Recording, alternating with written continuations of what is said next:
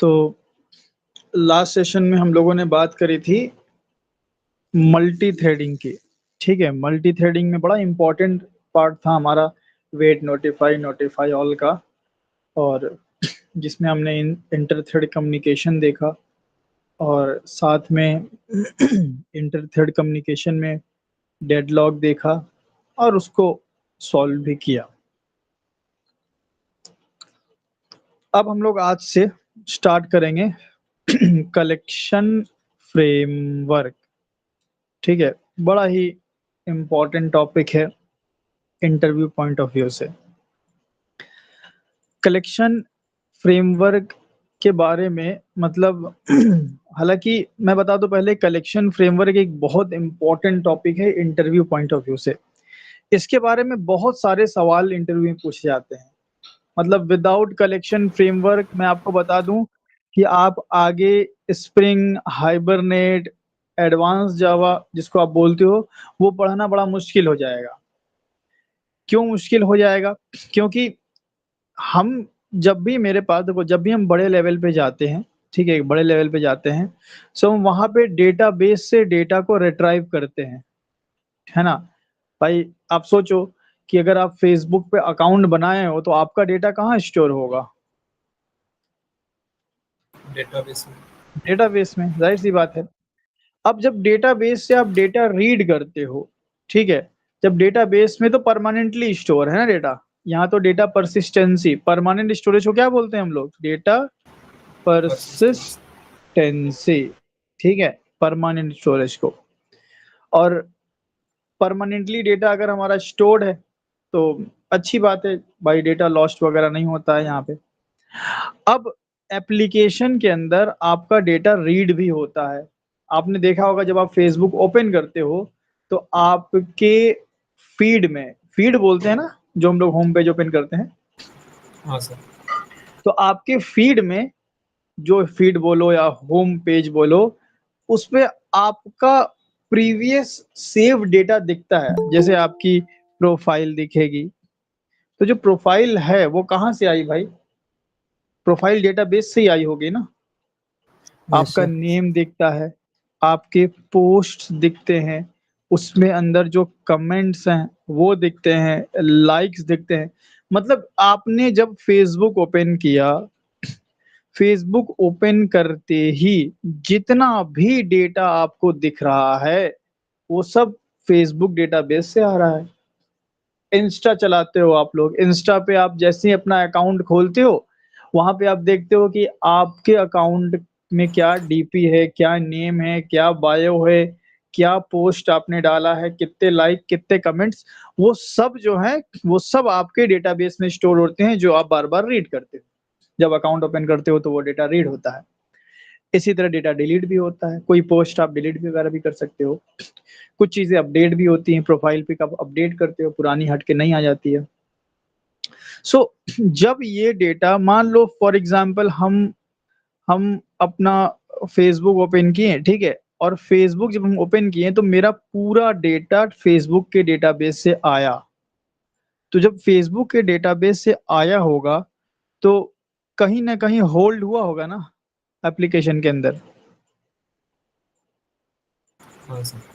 कहीं ना कहीं तो होल्ड हुआ होगा भाई। डेटाबेस में तो भाई परमानेंट स्टोर है ना, तो डेटाबेस से वो रीड हुआ और यहाँ पे आके आपके temporary storage, temporary storage RAM में स्टोर हुआ, और रैम में स्टोर होने के बाद वहां से रिट्राइव होकर के आपको प्रिंट करा के दिखाया गया। सो टेम्पररी बेस पे जो डेटा का स्टोरेज है वो हम कहाँ करें? अभी तक आपने जो पढ़ा हुआ है उसके अकॉर्डिंग बताइए। एरे में। एरे में कर सकते हैं, वेरी गुड। क्योंकि एक डेटा है नहीं, बहुत सारा डेटा है भाई। एक डेटा तो है नहीं, बहुत सारा डेटा है हमारे पास। अगर आप एरे में होल्ड करते हो तो एरे प्रिमिटिव नहीं, ऑब्जेक्ट टाइप का बनाना पड़ेगा। Yes sir. हाँ सर। एरे में आप मतलब स्टोर कर सकते हो, एरे में मल्टीपल डेटा स्टोर किया जा सकता है। बट द प्रॉब्लम इज कि अगर आप इस आ रहे डेटा को एरे में स्टोर करते हो, ठीक है, अगर आप इस आ रहे डेटा को एरे में स्टोर करते हो, एरे की जो साइज है वो आप क्या रखोगे? क्योंकि एरे की साइज तो भाई हमें कंपाइल टाइम पे देनी पड़ती है। तो इस एरे की साइज कितनी रखोगे? मान लो 1000 रख दिया आपने, 1000 रख दिया आपने एरे के साइज, और फेसबुक में डेटा आपने अकाउंट बंद किया, आपके दोस्त लोग कमेंट में लड़ाई करने लग गए और बहुत सारा कमेंट आपके पास आ गया, है ना? तो भाई डेटा का साइज तो बढ़ गया। हाँ सर। जब डेटा का साइज बढ़ गया तो फिर आपका एरे तो फेल हो गया, क्योंकि एरे, क्या एरे रिसाइजेबल है? No. नहीं सर। एरे रिसाइजेबल होता नहीं। तो इसलिए हमें सेट ऑफ डेटा को स्टोर करने के लिए एरे के अलावा और अलग चीजों की नीड पड़ रही है। ऐसा हमें यहाँ पे सिनेरियो में दिख रहा है कि भाई एरे के बहुत सारे डिसएडवांटेजेस हैं। जैसे एरे के डिसएडवांटेजेस क्या है भाई? एरे की जो साइज होती है ना, वो फिक्स होती है, फिक्स्ड इन साइज। एरे अगर हमने 5 साइज का बनाया तो उसमें 5 ही एलिमेंट स्टोर कर सकते हैं। इसी तरह साइज फिक्स होती है। इसी तरह एरे जो है वो होमोजीनियस नेचर का होता है ना? हाँ सर। जी मतलब sir, array same data type Same data type store same कर डेटा सकते टाइप हैं। मिलेगा। ये भी एक बहुत बड़ी तकलीफ की बात है। एरे में होमोजीनियस बोलो या इसको एक फैंसी वर्ड भी बोला जाता है, टाइप सेफ्टी। एरे में टाइप सेफ्टी होता है। टाइप सेफ्टी का मतलब ये है कि अगर मैंने बनाया int int ARR is equal to new int, और 5 साइज का मैंने एरे बना दिया, और मैंने इसमें होल्ड किया array of 0 is equal to Raju, क्या ये एरर आएगा या सही है?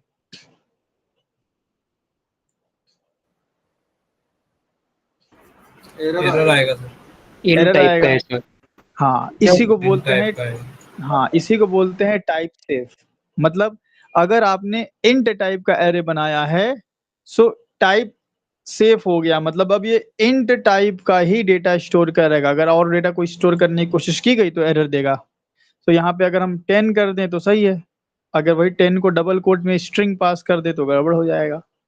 या हम 10.78F डाल दें तो भी फ्लोट वैल्यू भी नहीं जाएगी।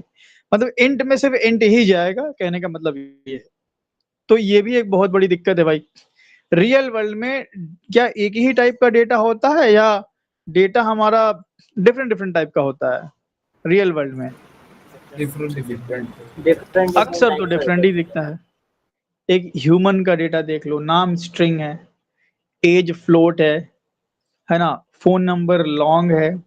इसी तरह मेल या फीमेल अगर कैरेक्टर से डिनोट करते हो M और F से, तो कैरेक्टर से मेल फीमेल डिनोट कर सकते हो। सो मतलब डिफरेंट डिफरेंट डेटा हमें रियल वर्ल्ड में दिखता है, बट एरे वहां पे हार जाता है। एरे को तो चाहिए भाई टाइप सेफ्टी, होमोजीनियस डेटा। इसी तरह एरे का जो साइज है, मैं इसको अलग लिखता हूँ। होमोजीनियस का बेसिकली मतलब होता है कि सेम टाइप का डेटा, और टाइप सेफ्टी बेसिकली एक चेकिंग वाला टर्म है, जब डेटा टाइप चेक होता है। और कहीं ना कहीं एक सिनेरियो में दोनों काफी सिमिलर भी हैं। सो एरे में ये प्रॉब्लम है, साइज फिक्स है, होमोजीनियस है, टाइप सेफ्टी है, ठीक है। और हमें रियल वर्ल्ड में जब हम एप्लीकेशन बनाते हैं, जब रियल वर्ल्ड में जब हम कोई एप्लीकेशन बनाते हैं तो सब उल्टा हो जाता है भाई। रियल वर्ल्ड में जब कोई एप्लीकेशन बना रहे हैं तो वहां पे जो डेटा है, क्या वो फिक्स साइज का है? नॉट इन फिक्स साइज ना। जनरली हमेशा जरूरी नहीं है कि भाई फिक्स में नहीं हो, कई बार ऐसा भी हो सकता है कि भाई डेटा फिक्स नंबर में हो, लेकिन जनरली आप देखोगे कि आपको ऐसा भी सिनेरियो बहुत ज्यादा दिखेगा जहां पे डेटा फिक्स है ही नहीं।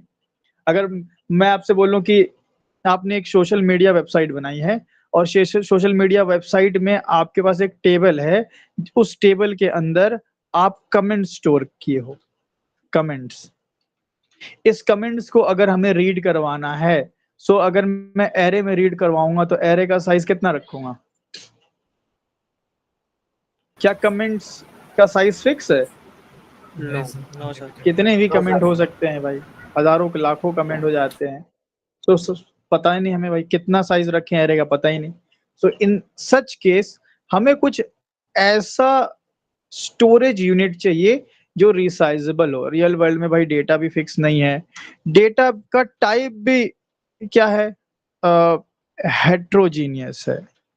हेट्रोजीनियस डेटा का टाइप भी हेट्रोजीनियस है, अलग अलग, कहीं कभी किसी का नाम आ रहा है, कभी कोई नंबर आ रहा है, कभी बुलियन वैल्यू आ रही है। सो ये दिक्कत हमने फेस किया।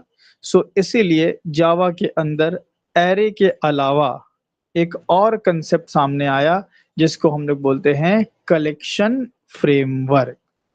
ठीक है, कलेक्शन फ्रेमवर्क का काम क्या है भाई? जो आप एरे में काम करते थे वही काम है इसका। एरे में हम क्या काम करते थे? डेटा को एक सिंगल ऑब्जेक्ट में होल्ड किया करते थे। यहां भी यही करते करते हम लिख देते हैं in Java a collection is a framework. एक कलेक्शन का एक फ्रेमवर्क है, फ्रेमवर्क के बारे में भी हम आएंगे बात करेंगे। That provides an architecture. Architecture देखो, कलेक्शन क्या है? एक फ्रेमवर्क है। फ्रेमवर्क का मतलब क्या होता है कि हमें एक आर्किटेक्चर दिया जाएगा, ठीक है, एक आर्किटेक्चर दिया जाएगा जिसमें हम अपने डेटा को स्टोर भी करवा सकते हैं और डेटा को मैनिपुलेट भी करवा सकते हैं। एक आर्किटेक्चर बना है, मतलब हमें हमें कुछ डिजाइन नहीं करना है भाई। एरे हम खुद से बनाते थे ना, स्क्रैच से एरे को यस हम सर। क्रिएट करते थे। हाँ सर। आपने बहुत सारे डेटा स्ट्रक्चर सुने होंगे, stack, link list, cube, yes sir. Map, है ना, ट्रीज, बहुत सारे आपने सुने होंगे। तो कलेक्शन क्या करता है? कलेक्शन के पास बहुत सारे इनबिल्ट डेटा स्ट्रक्चर्स हैं। मींस कलेक्शन एक आर्किटेक्चर प्रोवाइड करता है जहां पे हमें चीजें बनी बनाई मिल जाती है, एक आर्किटेक्चर मिल जाता है, हमें सिर्फ अपना डेटा पुट ऑन करना है। सो वही मैं यहां लिख रहा हूं, in Java a collection is a framework that provides an architecture. Collection एक फ्रेमवर्क है, फ्रेमवर्क बेसिकली एक आर्किटेक्चर प्रोवाइड करता है जिस आर्किटेक्चर को हम यूज करते हैं to store and manipulate manipulate manipulate the group of data भी बोल सकते हो, ग्रुप ऑफ डेटा भी, लेकिन मैं जावा के टर्म्स में लिखूंगा ग्रुप ऑफ ऑब्जेक्ट। अभी बहुत ध्यान से आपको समझना है, अदरवाइज बात स्लिप हो जाएगी आपके दिमाग से। कलेक्शन है क्या? बेसिकली एक फ्रेमवर्क है। ठीक है भाई, कलेक्शन क्या है? एक फ्रेमवर्क है। फ्रेमवर्क क्या करता है? आर्किटेक्चर प्रोवाइड करता है। ठीक है, आर्किटेक्चर प्रोवाइड करने का मतलब क्या हुआ? आर्किटेक्चर प्रोवाइड करने का मतलब क्या हुआ कि मतलब prewritten code. Readymade setup दे दिया गया ना, readymade setup, set of predefined codes सब हमें दे दिया गया, हमें सिर्फ उस आर्किटेक्चर को यूज करना है। सो आर्किटेक्चर, ठीक है, collection is a framework that provides an architecture for what? भाई क्या, किस लिए हमें ये आर्किटेक्चर प्रोवाइड किया जा रहा है? हमें एरे में तकलीफ होती थी, उसी तकलीफ को दूर करने के लिए। मींस अब हम अपने डेटा को एरे में न स्टोर करके कलेक्शन में स्टोर करेंगे। So collection is a framework that provides an architecture for what? To store and manipulate the group of data. में लिख सकता हूं यहां पे, मैं डेटा लेके ग्रुप ऑफ डेटा और ब्रैकेट में लिखूंगा ऑब्जेक्ट, ये ज्यादा सही रहेगा। सो अब अपने हम डेटा को एरे में न स्टोर करके कहां करेंगे? कलेक्शन में। अब यहाँ पे सवाल ये आएगा, फिर आप एरे क्यों पढ़ाए थे, कलेक्शन ही पढ़ा देते हैं। देखो, मान लो मेरा डेटा, मेरे पास एक सिनेरियो, मेरे पास 1000 स्टूडेंट है, उनका मुझे रोल नंबर स्टोर करना है। सो यहाँ बताइए कि नंबर ऑफ डेटा फिक्स है, यस। हाँ सर। नंबर डेटा फिक्स है, और टाइप भी फिक्स है। रोल नंबर हाँ इंट सर। ही में रहेगा ना यार, टाइप भी फिक्स है। सो मैं क्यों कलेक्शन यूज करूं? कोई हमें रीजन नहीं दिख रहा है कि यहाँ पे हम कलेक्शन को यूज करें। हाँ, अगर मुझे कुछ रिच फीचर्स चाहिए होता तो बात अलग थी, नॉर्मल हमें स्टोर करके प्रिंट करना है, सो हम एरे को यहाँ पे यूज करेंगे। क्यों एरे को यूज करेंगे? क्योंकि अगर आप कलेक्शन को यूज करते हैं तो यहाँ पे थोड़े से आपको डिसएडवांटेजेस भी मिलते हैं। क्या वो डिसएडवांटेजेस है? परफॉर्मेंस वाइज कलेक्शन थोड़ा स्लो होता है। मैं यहाँ पे लिख देता हूं, वाई वाई कलेक्शन, ठीक है, ओवर एरे। कलेक्शन को हमें क्यों यूज करना चाहिए, या फिर मैं कलेक्शन वर्सेस एरे लिख देता हूं, फिर आप खुद ही समझ जाएंगे कि कब हमें क्या यूज करना चाहिए। Collection versus array. पहले ये बताइए कलेक्शन और एरे में सिमिलैरिटी क्या है? डेटा स्टोरेज के लिए यूज। हाँ, दोनों ही डेटा स्टोर करने के लिए बनाया गया है। पहली तो सिमिलैरिटी यही है कि दोनों में हम डेटा को ही स्टोर करते हैं। अब ये यूज केस पे डिपेंड करता है कि हम कब एरे यूज करें और कब हम कलेक्शन यूज करें। सो दोनों के बारे में अगर आप जान जाएंगे तो आप समझ सकते हैं। साइज की बात कर लेते हैं। पहले साइज की बात करें, पहले मैं यहाँ पे ऐसा कर लेता हूँ, एक टेबलर फॉर्म बना लेते हैं एरे, और ये हो गया मेरा कलेक्शन। सो अगर हम साइज की बात करें, सो बताइए एरे में साइज फिक्स और नॉट फिक्स साइज। फिक्स्ड? तो यहाँ पे भाई फिक्स्ड है, और यहाँ पे हम लिख देते हैं नॉट डायनेमिक। फिक्स या डायनेमिक। हाँ, डायनेमिक ज्यादा सही रहेगा, डायनेमिक। ठीक है, चलो अगला अगला टर्म हम डेटा टाइप की बात करेंगे। आप बताइए डेटा टाइप यहाँ पे क्या रहेगा? एरे में कौन कौन सा डेटा टाइप ले सकते हैं? होमोजेनियस। एक ही डेटा टाइप ले सकते हैं। हाँ, एक ही डेटा टाइप ले सकते हैं, होमोजीनियस जिसको बोलते हैं। लेकिन हम ये नहीं बोल रहे, हम बोले कि क्या सारा डेटा टाइप लिया जा सकता है यहाँ पे? हम इंट एरे, फ्लोट एरे सब बना सकते हैं। किसी एक। नहीं, मतलब इंट एरे भी बना सकते हैं, फ्लोट एरे भी बना सकते हैं ना। Yes yes sir, yes sir. हाँ सर। जो मन चाहे वो एरे बना सकते हैं। अच्छा, एम्प्लॉय टाइप का एरे बन सकता है। Yes Yes, sir. ऑब्जेक्ट है। मतलब कि यहाँ प्रिमिटिव भी अलाउड है non with primitive. And object भी अलाउ है। हमने बनवाया भी है एम्प्लॉय एरे आप लोगों को। और वहीं अगर कलेक्शन की बात करें तो कलेक्शन में प्रिमिटिव स्टोर नहीं किया जा सकता, only object. It supports only object. अब आप सोचेंगे कि 1 2 3 कैसे स्टोर करेंगे, वो बताएंगे तरीका। हम उसको ऑब्जेक्ट में कन्वर्ट करना पड़ेगा, वो हम तरीका बताएंगे। अभी तो बस बेसिक पहले हम समझ लें एरे और कलेक्शन के बीच में। सो साइज फिक्स है। डेटा टाइप भाई यहाँ प्रिमिटिव ऑब्जेक्ट दोनों, यहाँ सिर्फ ऑब्जेक्ट है। ऐसा नहीं कि यहाँ प्रिमिटिव नहीं कर सकते हैं, प्रिमिटिव को ऑब्जेक्ट में कन्वर्ट करके करेंगे, इसीलिए हम ओनली ऑब्जेक्ट लिख रहे हैं। देन टाइप सेफ्टी की बात किया जाए, अगर टाइप सेफ्टी, कौन इसमें टाइप सेफ्टी को सपोर्ट करता है?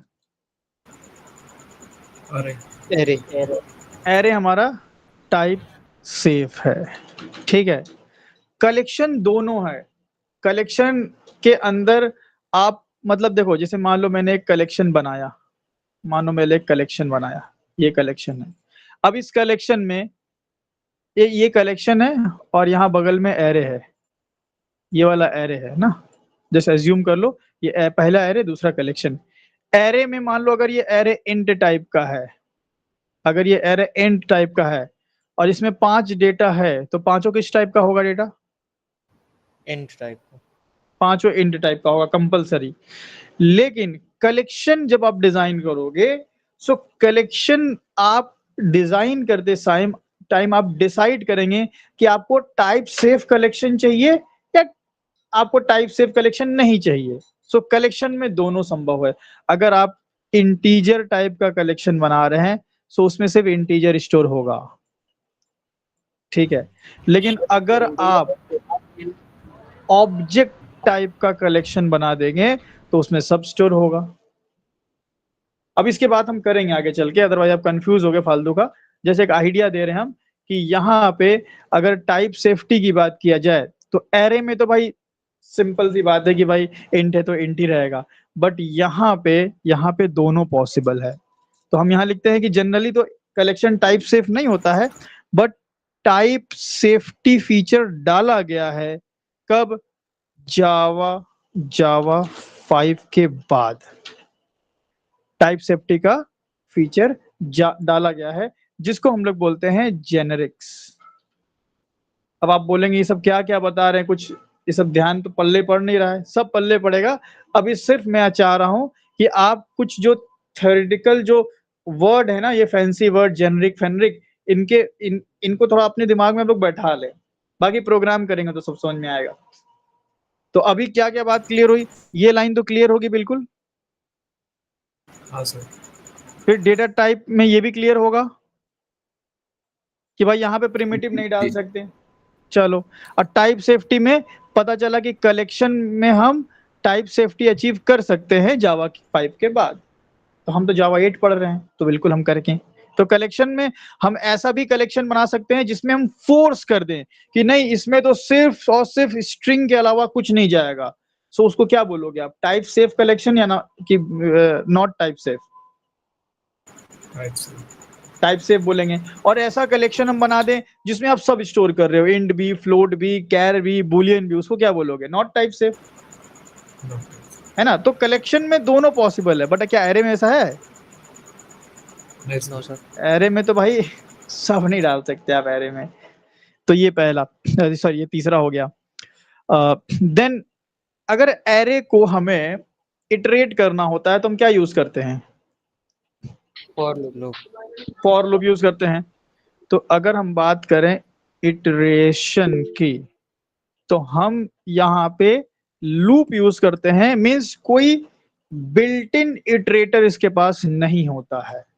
कलेक्शन के पास अपना खुद का इटरेट, मतलब कलेक्शन को आप इटरेट कर सकते हो इसके खुद के इटरेटर की मदद से।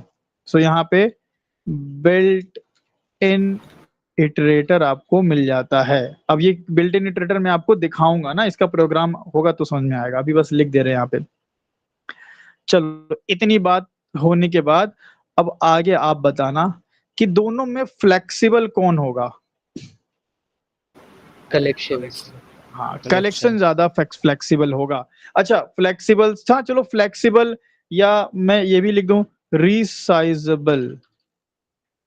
एरे तो रिसाइजेबल नहीं है ना, 5 साइज का बना दिया तो 5 ही रहेगा। ऐसा नहीं कि 5 साइज का एरे बना दिया तो उसमें 10 एलिमेंट जा रहा है।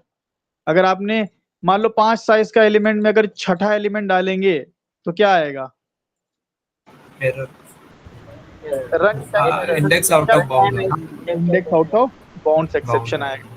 तो यहाँ पे तो भाई फ्लेक्सिबल नहीं होता है, बट कलेक्शन में ऐसा नहीं है। कलेक्शन हम पढ़ ही इसलिए रहे हैं, है ना? बहुत बड़ा रीजन है कलेक्शन पढ़ने का कि हमें हमें जितना मन चाहे उतना डेटा स्टोर करना है। ऐसा नहीं कि हमें कंपाइल टाइम पे फोर्स फिक्स किया जाए कि नहीं भाई 10 ही या 100 या 1000 ही डेटा स्टोर कर सकते हो। नहीं भाई, तुम्हें जितना करना है उतना करो। सो मैं बोल सकता हूँ कि ये फ्लेक्सिबल और रिसाइजेबल होता है। कलेक्शन रिसाइजेबल होता है, मतलब एक ऐसा हमें स्टोरेज यूनिट अब मिल रहा है जिसमें हम साइज का लफड़ा लेंगे ही नहीं। हम बोलेंगे ठीक है भाई, भरते चलो, जब तक डेटा हमें भरा रहा है भरते चलेंगे। अब आप बताइए कि परफॉर्मेंस किसका बढ़िया होगा?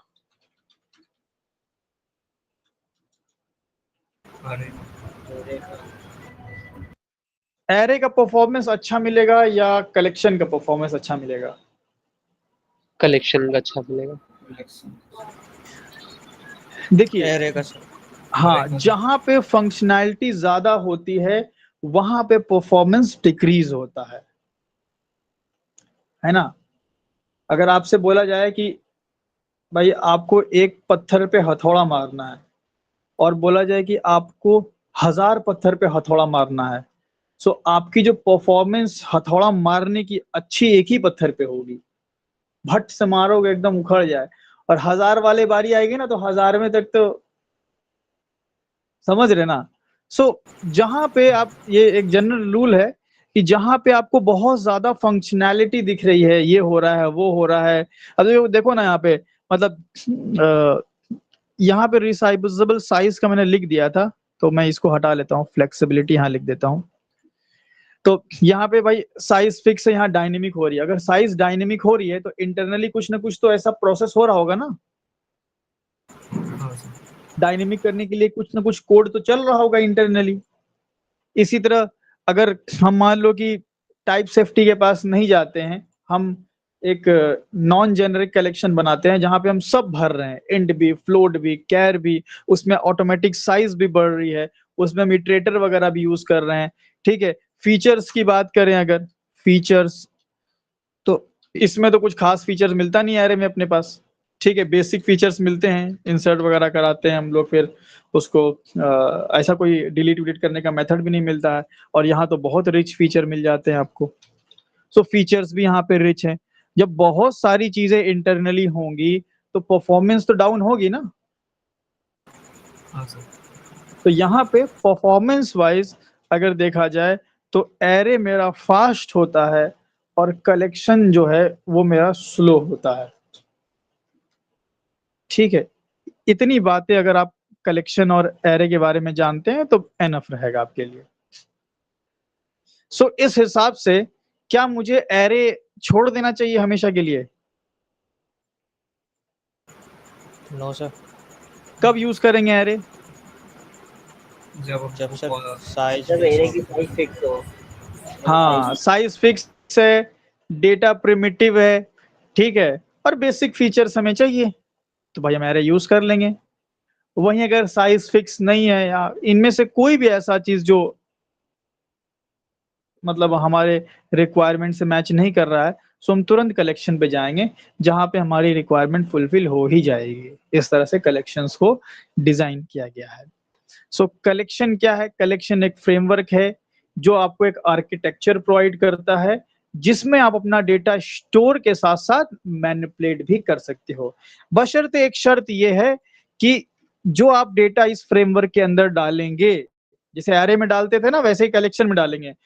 जब आप कलेक्शन में डेटा डाल रहे होंगे तो शर्त यह है कि आप डेटा ऑब्जेक्ट के फॉर्म में डालेंगे, आप कभी भी प्रिमिटिव नहीं डालेंगे। बस ये आपको ध्यान रखना है, बाकी तो कोई दिक्कत नहीं होगी। इतनी बात समझ में आई जितना हमने बताया अभी तक? हाँ सर। बहुत सारी चीजें अभी हम देखेंगे, type safety, generics, built in iterator, only object, ये सब देखेंगे अभी, लेकिन एक थ्योरेटिकल बेस पे तो क्लियर है ना सबको कि हाँ भाई ये चीज समझ में आई और ये चीज होने वाली है आगे, ठीक है। सो मैं यहाँ पे लिख देता हूं कि use array when you need a fixed size, type safe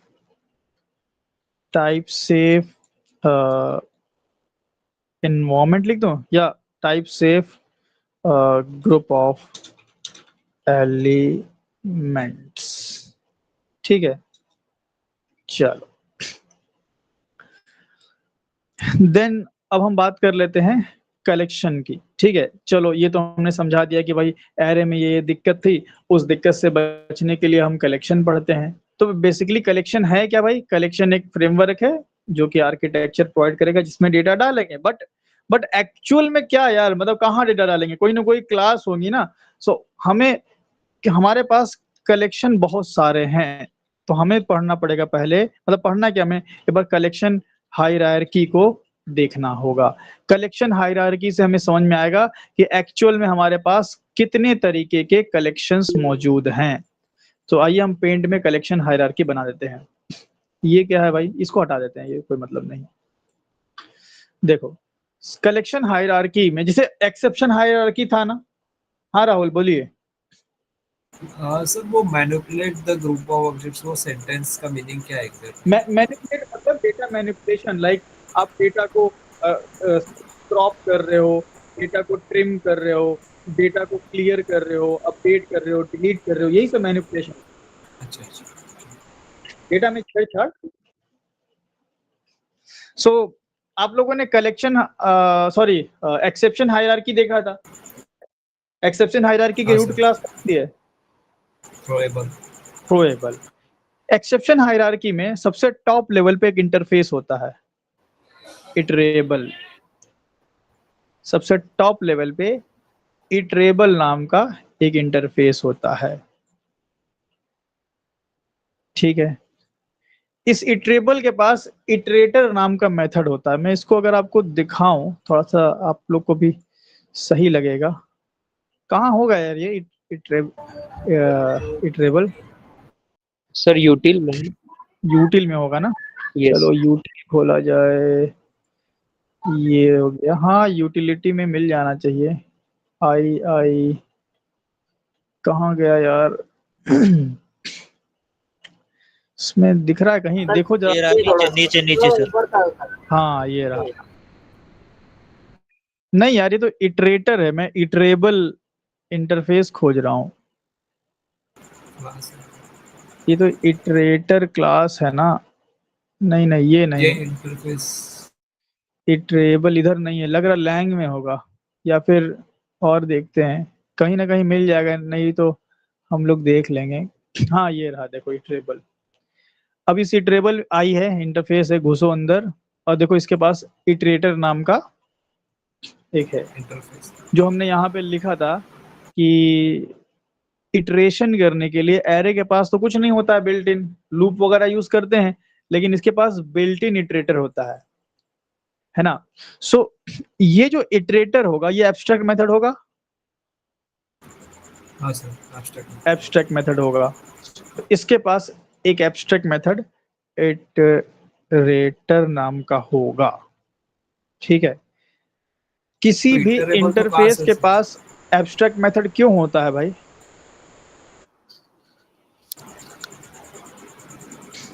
हम्म किसी भी इंटरफेस के पास एब्स्ट्रैक्ट मेथड क्यों होता है?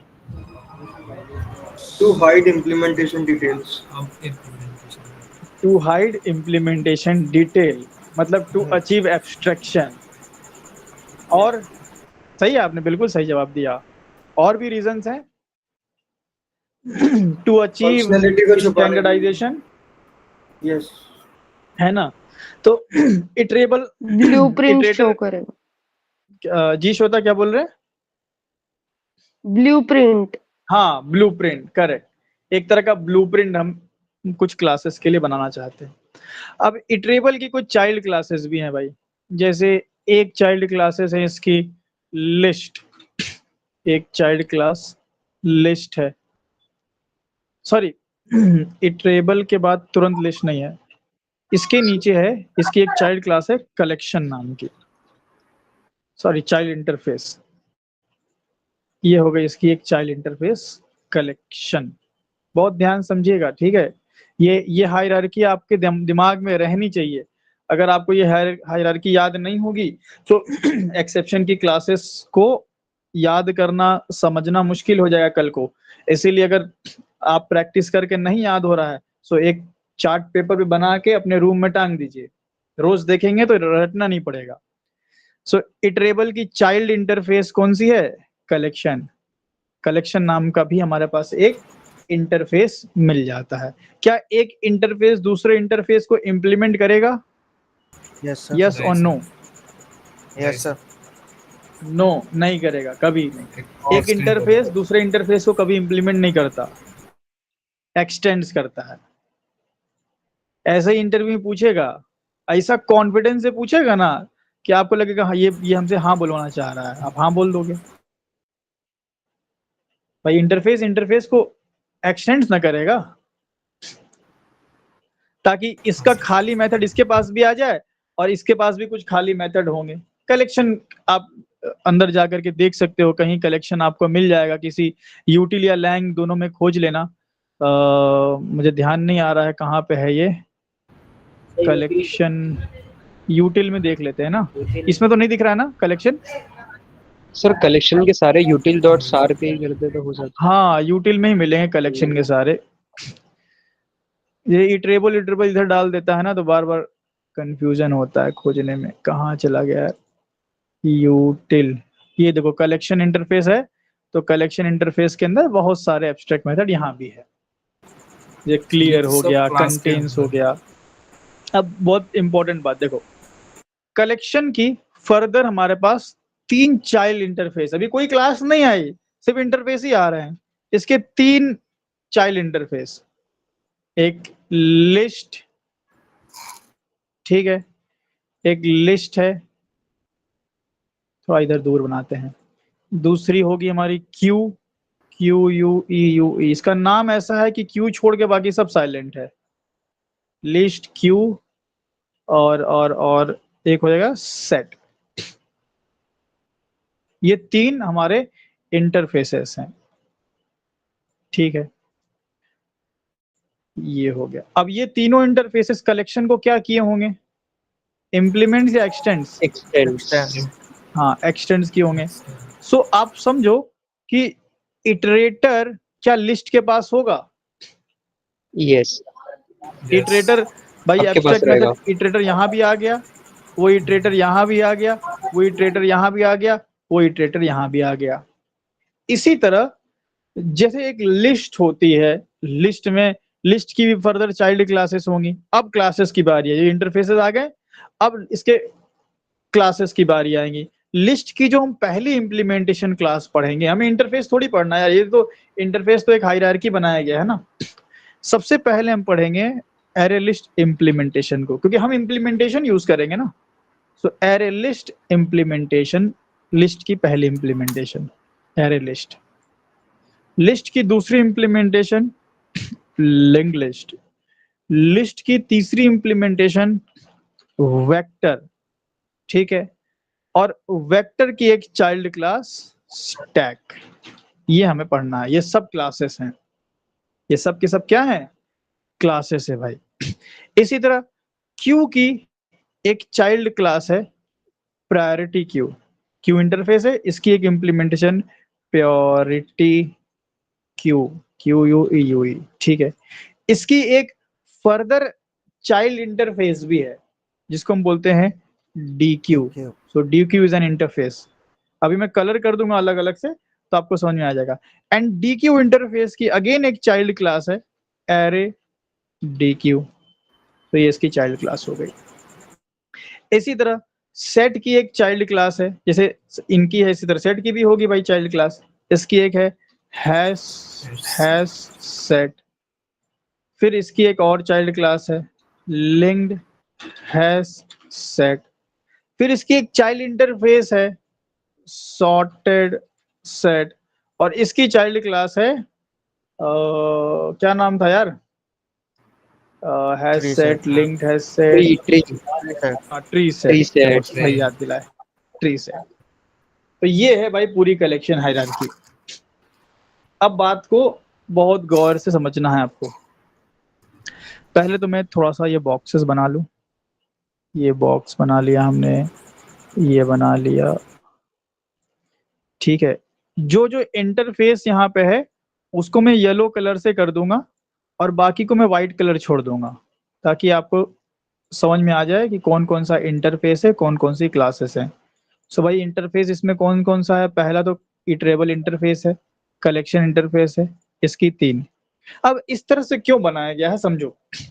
जो ऐसे मेथड होंगे जो array list, link list, vector, priority queue, hash set, जो सब में कॉमन होंगे, वो मेथड रखा गया होगा कलेक्शन में, है ना। क्योंकि ये सबकी कहीं ना कहीं सबका पापा है ये। लेकिन कुछ ऐसे मेथड होंगे जो लिस्ट के लिए सूटेबल होंगे, क्यू के लिए नहीं होंगे। कुछ ऐसे मेथड होंगे जो क्यू के लिए सूटेबल होंगे बट लिस्ट के लिए नहीं होंगे। कुछ ऐसे होंगे जो सेट के लिए सूटेबल होंगे, इन दोनों के लिए नहीं होंगे। सो उनके मेथड इनके इनके इंटरफेस में रख लिए गए होंगे। अगर एक इंटरफेस है, एक मेथड है, मान लो XYZ, ये लिस्ट इंटरफेस के अंदर है, तो इसकी इंप्लीमेंटेशन ये लोग न देंगे, ये लोग तो नहीं दे पाएंगे ना। समझ पा रहे हो? तो इस तरह से डिजाइन किया गया है इंटरफेस में, इंटरफेसेस को इस तरह से डिजाइन किया गया है। और जो सबके कॉमन मेथड होंगे वो इधर रखे होंगे कलेक्शन और इटरेबल के अंदर, सबके लिए जो कॉमन होंगे। सो मैं थोड़ा सा लाइन भी कर दूं, एक यहाँ पे लाइन आएगी अपनी, ये इसकी चाइल्ड, ये इसकी चाइल्ड और ये इसकी चाइल्ड, फिर ये इसकी चाइल्ड, ये इसकी चाइल्ड भाई, ये इसकी, ये भी इंटरफेस, इसको पीला कर देंगे अभी हम। ये इसकी है, ठीक है, ये हो गया और ये हो गया और ये हो गया। और यहाँ पे आप DQ को भी और इधर सॉर्टेड सेट को भी। अब इसमें एक एक्सेप्शनल केस है यहाँ पे कि यहाँ जो लिंक लिस्ट है, ठीक है, लिंक लिस्ट ये मेरी DQ की भी चाइल्ड है। जी क्या कोई सवाल है?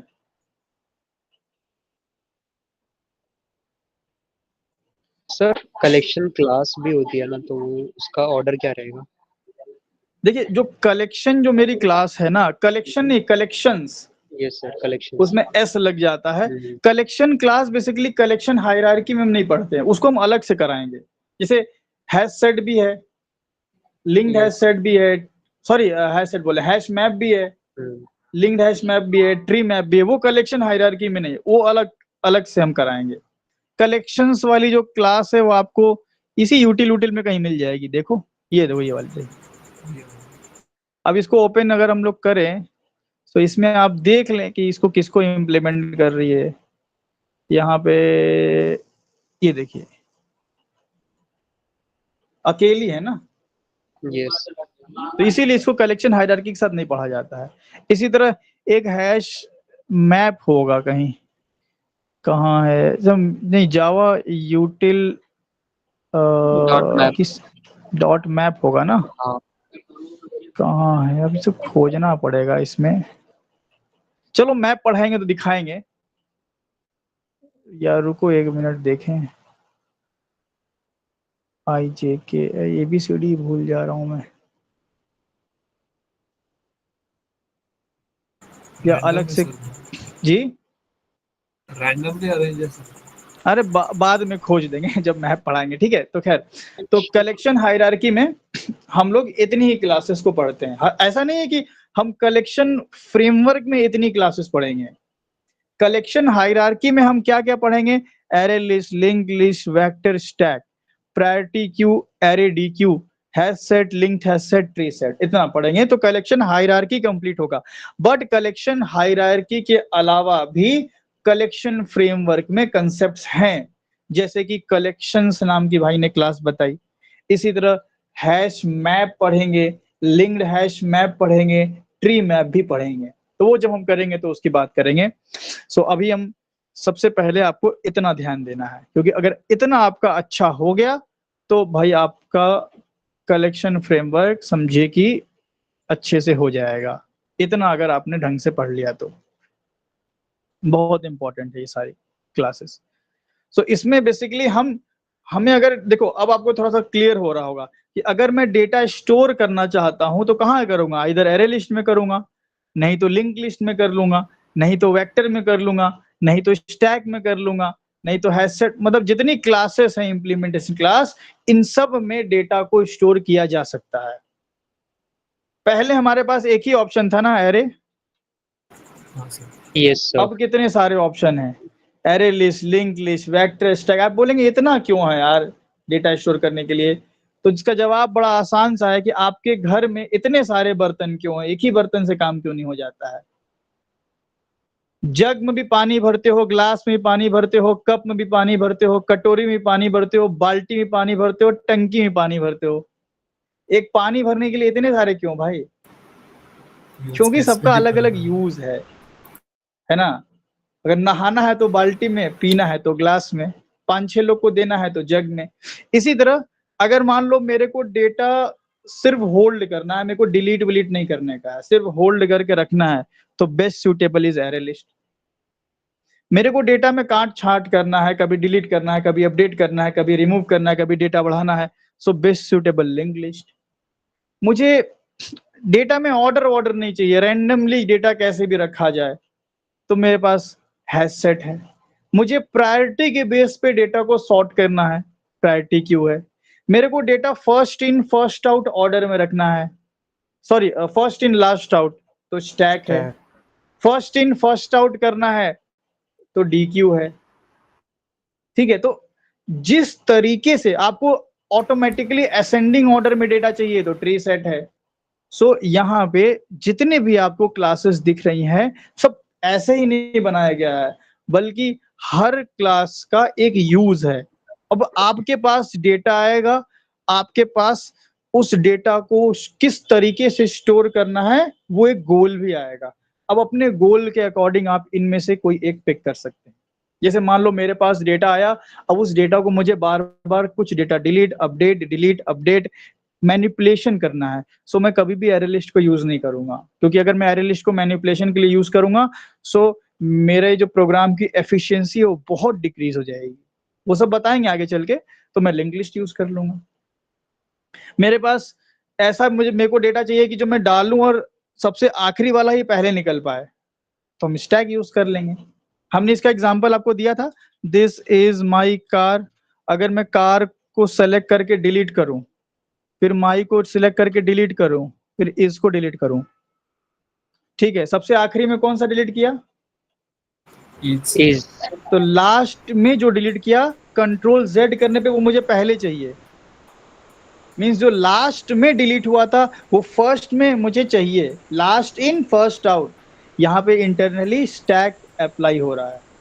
सो डिपेंड करता है कि आपका कैसा यूज है, आपका डेटा का नेचर क्या है, उस बेस पे हम इन कितने हैं भाई, 1 2 3 4 5 6 7 8 9, इन 9 में मैं किसी एक का चयन करूंगा, ठीक है। और वही पढ़ना है कलेक्शन में, बेसिकली यही पढ़ना है हमें कि कौन सा कलेक्शन कब यूज किया जाना चाहिए, कौन से कलेक्शन की क्या बिहेवियर होता है, ठीक है। वही सब हमें अभी कलेक्शन में आगे पढ़ना है। सो मैं जो शुरू में बोल रहा था कि कलेक्शन में डेटा होल्ड करेंगे, तो कलेक्शन कुछ नहीं होता है। कलेक्शन तो एक कंसेप्ट का नाम है। एक्चुअल कलेक्शन के अंदर क्लासेस और इंटरफेसेस हैं, हमें उन इंटरफेसेस की इम्प्लीमेंटेशन क्लासेस को यूज करके उसमें डेटा स्टोर करना है। सिंपल। बताइए भाई, इतनी बात क्लियर है? Yes sir. Yes, sir. सो अगर इतनी बात क्लियर है तो सबसे पहली चीज हमने जो आपको बोली कि इन कलेक्शन, इन देखो कलेक्शन जब मैं बोलूं तो मतलब कि एरे लिस्ट या इंग्लिश की बात नहीं, पूरे कलेक्शन की बात हो रही ना। सब अपने माइंड में कोई सा भी कलेक्शन रख सकते हो ना, मतलब सभी की बात हो रही। So in collection we can only hold objects. We can only hold objects. We can't hold or store primitive.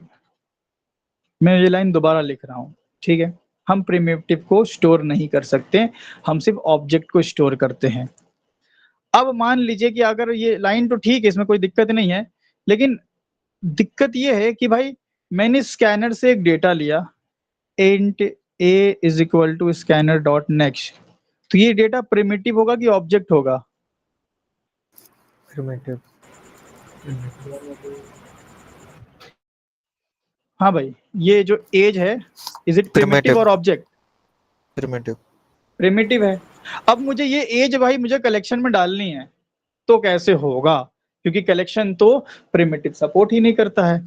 सो इस केस में हमें now we need to convert primitive into its object form। हमें primitive को object में convert करना पड़ेगा, simple सा मुद्दा है ना भाई। कलेक्शन अगर सिर्फ ऑब्जेक्ट सपोर्ट करता है पर मुझे नहीं प्रिमिटिव ही घुसेड़ने का है, तो कोई दिक्कत नहीं, तुम प्रिमिटिव को ऑब्जेक्ट में कन्वर्ट कर लो। And for that we need to convert primitive into its object form, and for that we use wrapper class या क्लासेस। रैपर क्लासेस हम यूज करते हैं। रैपर क्लासेस कौन सी हैं? इंट को मुझे इसके ऑब्जेक्ट में कन्वर्ट करना है, ठीक है, तो हम यूज करेंगे इंटीजर नाम की क्लास। बहुत सालों पहले मैंने आपको बोला था कि जावा में इंट और इंटीजर अलग होता है ना। तो यहाँ पे देख लो, इंट प्रिमिटिव डेटा टाइप है, उसी का ऑब्जेक्ट फॉर्म इंटीजर एक क्लास है। इंटीजर क्लास कहाँ मिलेगी भाई हमें? लैंग में? सर नेगेटिव यूटिल में? देखना पड़ेगा। नहीं यूटिल में नहीं है जी, लैंग में होगी सर। टीचर वो रही सर, ये वो रही सर। सर, लैंग, तो ये लैंग में इंटीजर क्लास में मिल जाएगी। अब सब मिलेगी, देखो इंट को कन्वर्ट करना ऑब्जेक्ट में तो इंटीजर क्लास, फ्लोट को करना है तो फ्लोट भी मिलेगी ना, ऐसा थोड़ी होगा। फ्लोट क्लास है ना, तो सब मिलेगा। अब कैर देखो, कैर के लिए कैर नाम की क्लास नहीं है, कैर के लिए कैरेक्टर नाम की क्लास है। तो मैं लिख देता हूं फॉर फ्लोट। पहले तो मैं एक काम करता हूं, इसमें ये लगा लेता हूं बुलेट्स। हाँ, फ्लोट के लिए हम यूज करेंगे फ्लोट नाम की क्लास, और ध्यान रहे अपर केस से शुरू हो रहा है जो क्लास का नाम है। कैर के लिए हम यूज करेंगे कैरेक्टर नाम की क्लास।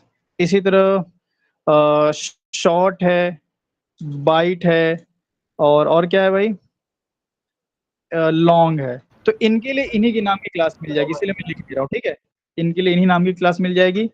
बूलियन के लिए भी बूलियन नाम की क्लास मिल जाएगी। बूलियन के लिए भी आपको बूलियन नाम की क्लास मिल जाएगी। तो अलग कहाँ पे होगा, सिर्फ कैर में। कैरेक्टर। हाँ, कैर में कैर नाम की क्लास मत खोजने लगना, वहां नहीं मिलेगा आपको। कैर में कैरेक्टर नाम की क्लास मिलेगी, बाकी सब उसी इंट में इंटीजर नाम से मिलेगी। बाकी सब लिखने की नीड नहीं है, मैं इसको यहाँ से हटा देता हूँ और यहाँ ऐड कर देता हूँ। बाकी float, short, byte, long, boolean, इन नाम की क्लासेस आपको मिल जाएगी जावा लैंग्वेज में, आप देख सकते हो। और इन्हीं क्लासेस को हम बोलते हैं रैपर क्लास। इन्हीं को हम क्या बोलते हैं, रैपर क्लास। मतलब ये किस काम आते हैं भाई, ये आते हैं हमारे प्रिमिटिव को उसके ऑब्जेक्ट फॉर्म में कन्वर्ट करने के लिए। अगर ऑब्जेक्ट फॉर्म में हम कन्वर्ट करेंगे सो हम अब उस ऑब्जेक्ट को स्टोर करा सकते हैं कलेक्शन में। हम देखते हैं इसका प्रैक्टिकल डेमोन्स्ट्रेशन देखते हैं। आइए एक हम यहाँ पे ये एब्स्ट्रैक्शन, चलो कोई भी प्रोजेक्ट ओपन कर लेते हैं, क्या फर्क पड़ता है। देखो यहाँ पे एक हम प्रिमिटिव बनाते हैं, int a is equal to 10, ठीक है, ये हमने बनाया। अब हम यहाँ पे क्या करेंगे, इसको रैप करेंगे। मतलब रैप करने का मतलब ये प्रिमिटिव है, हम इसको ऑब्जेक्ट से रैप करेंगे, ठीक है। तो ऑब्जेक्ट से रैप कैसे किया जाता है, हम लिखेंगे न्यू इंटीजर, इंटीजर क्लास का ऑब्जेक्ट बनाएंगे और इसमें इस a को कर देंगे पास, और देन हम यहाँ पे इंटीजर i कर देंगे, ठीक है। ये जो लाइन आ रही है इसको क्या बोलते हैं बताइए। डेप्रिकेट। हाँ, डेप्रिकेट का मतलब क्या होता है, अभी वैलिड नहीं है सर। हाँ, ये डेप्रिकेटेड का मतलब होता है कि ये जो तरीका है ये अब यूज नहीं होता है, ठीक है, बट आप यूज कर सकते हो since it is available. Available है, इसमें एरर नहीं आएगा आपका, आप सिस आउट करेंगे और बाकायदा आप आई को लिखेंगे। तो नाउ जो आई की वैल्यू आएगी, इज इट ऑब्जेक्ट और primitive which you are printing. Object. Object. Object का फायदा होता है कि इस पे आप मेथड चला सकते हैं। मैं इसमें टू स्ट्रिंग लगा देता हूँ। नाउ मैंने इस आई को एक नंबर को स्ट्रिंग में बदल दिया, एक नंबर को स्ट्रिंग में बदल दिया, ये देखो ये स्ट्रिंग के, और मैं इस के को सिस आउट करता हूँ। मतलब मैं एक नंबर को स्ट्रिंग में बदल पा रहा हूँ कितने आसानी से, बिकॉज हम अब क्या इस ए पे टू स्ट्रिंग लगेगा, नहीं सर। इस ए पे कोई मेथड नहीं चलेगा क्योंकि प्रिमिटिव है भाई, डायरेक्ट स्टोरेज होता है।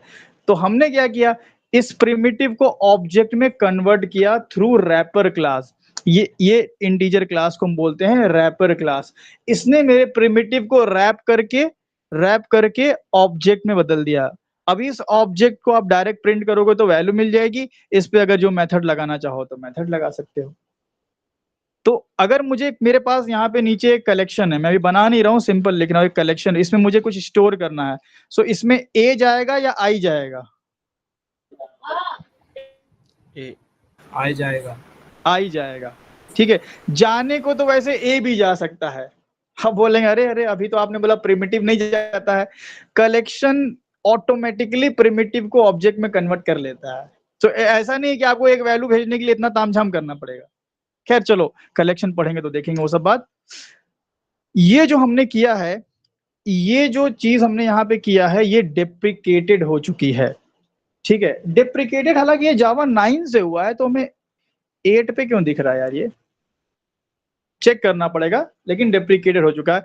इसको हम लोग क्या बोलते हैं, इसको हम लोग बोलते हैं मैनुअल बॉक्सिंग।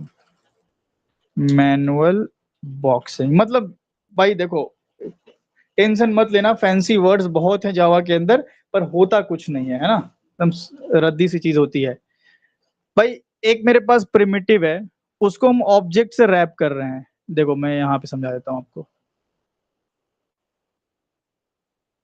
एक मेरे पास प्रिमिटिव नंबर है, ये कितना है भाई, ये प्रिमिटिव नंबर है 10, ठीक है, जिसका नाम है ए। इसको हमने क्या किया, रैप कर दिया, और किससे रैप कर दिया, इंटीजर आई से। सो इसको हम लोग रैपिंग बोल सकते हैं। हाँ सर। तो इसको आप बोल रहे हो कि आपने रैप कर दिया, या आप बोल दो कि इसको डब्बे में बंद कर दिया, बॉक्सिंग कर दिया। वो बॉक्सिंग आप वो वाला समझ रहे थे क्या, मुक्के हाँ वाला? सर। नहीं, वो वाला बॉक्सिंग नहीं है, Boxing. डब्बे वाला। सो आइदर आप इसको रैपिंग बोलो या बॉक्सिंग बोलो, बात एक ही है। सो ये जो बॉक्सिंग हो रही है, ये हमने खुद से किया है ना, इंटीजर का ऑब्जेक्ट बनाया, फिर उसके कंस्ट्रक्टर में वैल्यू भेजा। तो क्या मैं इसको मैनुअल बॉक्सिंग नहीं बोल सकता हूँ, हाँ सर। कि डब्बे में डालने की प्रक्रिया हम खुद से कर रहे हैं, इसको बोलते हैं हम लोग मैनुअल बॉक्सिंग। अच्छा भाई, ये मैं थोड़ा देर के लिए कमेंट कर लेता हूँ, चलो इसको नीचे करते हैं। ये हो गया भाई मैनुअल बॉक्सिंग। अब अगर मैं प्रिमिटिव को ऑब्जेक्ट में कन्वर्ट कर सकता हूं, तो ऑब्जेक्ट को प्रिमिटिव में भी कर सकता हूं। तो मुझे इस आई में एक मेथड मिल जाएगा, इंट वैल्यू। ये मेथड हम चलाएंगे तो वापस से मेरा ये हो गया मान लो के, और मैं यहाँ पे सिस आउट, अगर या सिस आउट क्या कराना आप भी समझ रहे हो, कन्वर्ट होगा तो वैल्यू मिल जाएगी। सो यहाँ पे हम लोग ने क्या किया, पहले तो हमारे पास प्रिमिटिव था, उसको डब्बे में डाला, मैन्युअली बॉक्सिंग किया, और यहाँ बॉक्सिंग का रिवर्स कर दिया। तो इसको क्या बोलेंगे हम लोग, अनबॉक्सिंग। Manual unboxing. ये लो भाई, अब हम लोग अपने YouTube पे अनबॉक्स भी करने लगे हैं। तो भाई पहली चैनल की अनबॉक्सिंग हो रही है, मतलब इस सीरीज की, इस प्लेलिस्ट की पहला अनबॉक्सिंग वीडियो हम लोग का।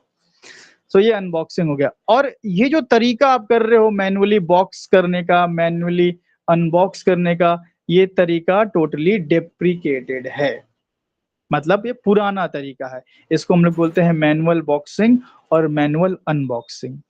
बॉक्सिंग मतलब प्रिमिटिव को इंटीजर में, अनबॉक्सिंग मतलब वापस से मतलब प्रिमिटिव को ऑब्जेक्ट में, और ऑब्जेक्ट को वापस से प्रिमिटिव करोगे तो अनबॉक्सिंग हो गया। इतनी बात समझ में आई? हाँ सर। अच्छा, ये तो पुराना तरीका हो गया, ओल्ड वेज, ओल्ड वे।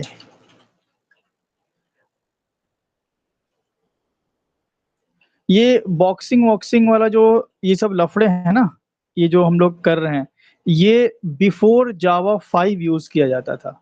मैं यहीं पे लिख देता हूँ, ओल्ड वे बिफोर जावा 5। जावा 5 भी बहुत खतरनाक वर्जन था जावा का। जावा 5 से पहले ऐसे ही होता था, मैनुअली करते थे हम लोग।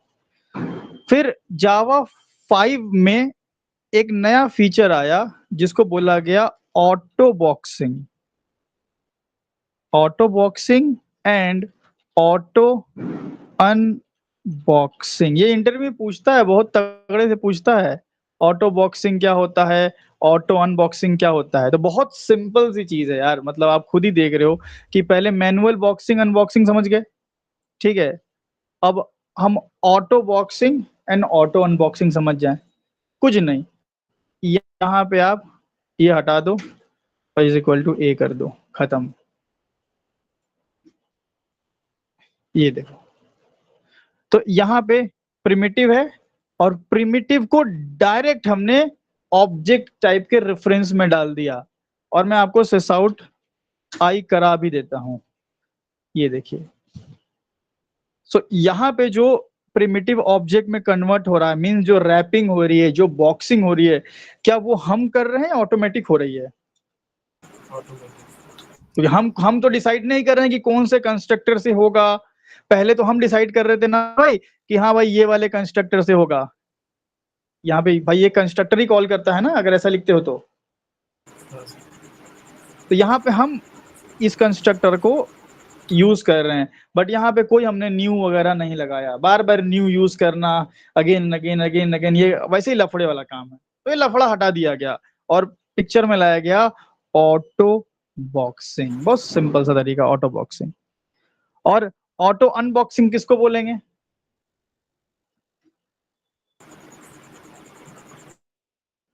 अगर मैं ऐसा कर दूं, रीइनिशियलाइजेशन। हाँ, वापस से अगर ऑब्जेक्ट से हम वापस से अगर उसको प्रिमिटिव में कर दें तो कैसे हो सकता है? And A is equal to I कर लें क्या? ये देखो, या नया वेरिएबल ले लेते हैं, वही यूज नहीं करते हैं, के कर लेते हैं। ये देखो, सिंपल। सो यहाँ पे हम बोल सकते हैं कि वापस से ऑब्जेक्ट से प्रिमिटिव में हो रहा है ऑटो अनबॉक्सिंग। बताएं भाई, ये बॉक्सिंग टॉक्सिंग क्लियर हुआ? तो शॉर्टकट तरीके से हम लिखते हैं सर। हाँ, बस शॉर्टकट तरीका और कुछ नहीं। तो एक बार मैं फिर से आपको सारा रिकॉल करवा देता हूँ कि क्या क्या हमने समझा। हम पढ़ रहे थे भाई कलेक्शन, और कलेक्शन में बहुत सारी बातें जानी, जिनमें से एक बड़ी इंपॉर्टेंट बात जाने की कलेक्शन में प्रिमिटिव स्टोर नहीं होता। अब भाई कलेक्शन में प्रिमिटिव नहीं स्टोर होता, पर हमें तो प्रिमिटिव करना, हम स्कैनर से डेटा लेते हैं, प्रिमिटिव में होल्ड करते हैं, हम प्रिमिटिव जावा में बहुत यूज करते हैं। सो प्रिमिटिव को ऑब्जेक्ट में कन्वर्ट करके हम कलेक्शन में डालेंगे। उसके लिए डेप्रिकेटेड वे जावा 5 से पहले ये यूज होता था, ठीक है, एंड ये हम न्यू वे लिख देते हैं, न्यू वे, जो कि जावा 5 ऑनवर्ड्स हम यूज करते हैं, ठीक है। तो जावा 5 से ये तरीका ऑटो बॉक्सिंग और ऑटो अनबॉक्सिंग का हमें मिल गया, ठीक है। सो इसमें क्या करना है हमें भाई, बेसिकली भाई कलेक्शन में अगर अपने प्रिमिटिव को स्टोर करना है तो ऑब्जेक्ट में कन्वर्ट करना पड़ेगा, बिकॉज कलेक्शन प्रिमिटिव सपोर्ट ही नहीं करता। सो ऑब्जेक्ट में कन्वर्ट करने के लिए या तो आप ये देसी तरीका यूज करें, ठीक है, जिसमें इंटीजर क्लास के ऑब्जेक्ट बना करके अपना प्रिमिटिव डाल करके उसको आप कन्वर्ट कर सकते हैं, या आप डायरेक्ट कर लें, ये भी तरीका यूज कर सकते हैं। और कलेक्शन इतना स्मार्ट है, ठीक है, कलेक्शन इतना स्मार्ट है कि कलेक्शन को ना इस तरीके की जरूरत है ना इस तरीके की जरूरत है। कलेक्शन में आप डेटा डालेंगे वो ऑटोमेटिकली ऑटो बॉक्सिंग हो जाएगा, ऑटोमेटिकली वो ऑटो बॉक्सिंग हो जाएगा। उसके बाद में हम बात करेंगे आगे चल के, तो हम कलेक्शन का पहला प्रोग्राम लिखेंगे एरे लिस्ट की, तो वहां आपको बात क्लियर हो जाएगी। जी कैफ बोलिए। सर एक डाउट था, स्ट्रिंग में कैसे करते थे? स्ट्रिंग पूल रहता था तो बिफोर जावा 5 कैसे हैंडल करते हैं इसको? अभी ये इंटीजर है तो सर रीइनिशियलाइज कर रहे हैं, तो स्ट्रिंग तो इम्यूटेबल होती है। तो मतलब आप क्या स्ट्रिंग को डालने की बात कर रहे हो? हाँ, जैसे यहाँ पे हम लोग ने इंट ए लिया है, वहाँ पे मैं string A is equal to Kaif लेता था, या फिर कोई भी ये वापस से वैसे, क्योंकि अब यहाँ पे हम लोग int A is equal to 10 कर रहे हैं, फिर उसको स्टोर कर रहे हैं आई में। जी जी, तो स्ट्रिंग तो ऑटोमेटिकली ऑब्जेक्ट होता है ना, स्ट्रिंग प्रिमिटिव थोड़ी होता है। राइट, स्ट्रिंग तो पहले से ही Right, right. ऑब्जेक्ट में है, तो वहां तो तकलीफ होनी नहीं। Correct sir. आप एम्प्लॉयर मुझे ऑब्जेक्ट डाल दो, हाँ, आप कहीं से भी ऑब्जेक्ट डाल दो, ऑब्जेक्ट में तकलीफ नहीं है, ओनली तकलीफ प्रिमिटिव में है। करेक्ट। तो सर स्ट्रिंग मतलब कि हम लोग पहले प्रिमिटिव टाइप में भी यूज करते हैं, राइट? हाँ, मतलब वो प्रिमिटिव जैसा दिखता है, पर एक्चुअल होता तो ऑब्जेक्ट है ना, क्योंकि हाँ। स्ट्रिंग हम यूज करते हैं इंटरनली, ऑब्जेक्ट ही क्रिएट होता है उसका। वही सर, मैं थोड़ा कंफ्यूज हो गया। हाँ, तो बाकी लोगों को सब क्लियर हुआ, जितनी भी बातें हमने बताई अभी? और सर हाँ सर, आधा दी आगे। तो इतनी बातों के बाद अब हम तैयार हैं कि अब हम कलेक्शन को इस्तेमाल करना सीखें। हम जाने कि भाई एरे में हम पहले होल्ड करते थे, अब हम कलेक्शन में हमें बहुत सारे फीचर्स मिलने वाले हैं, जो कि यहाँ पे कुछ लिस्ट दी है, अब इसको एक एक करके हम देखेंगे। और मेन देखो, सबसे मेन जो फिर से मैं रिपीट कर रहा हूँ कि कलेक्शन, हम इतने सारी क्लासेस जब हम पढ़ेंगे तो हमें मेन यही समझना है कि कब कौन सा कलेक्शन यूज करना है, ये बहुत इंपॉर्टेंट है। अगर ये नहीं समझा तो फिर कलेक्शन समझने का क्या मतलब हुआ भाई? आप 9-10 तो कलेक्शन सीख गए, और जब आपको मैंने एक डेटा और एक गोल दिया, आपको समझ ही नहीं आ रहा है कि कौन से में डालूं भाई। तो सबका, हर कलेक्शन का पर्पस समझेंगे, और हर कलेक्शन में जो मेथड्स हैं, इनबिल्ट मेथड्स हैं, इंसर्ट करने के लिए, रिमूव करने के लिए, डिलीट करने के लिए, अपडेट करने के लिए, क्लियर करने के लिए, जो भी चीजें हैं वो सब हम लोग अपने नेक्स्ट सेशन से देखेंगे।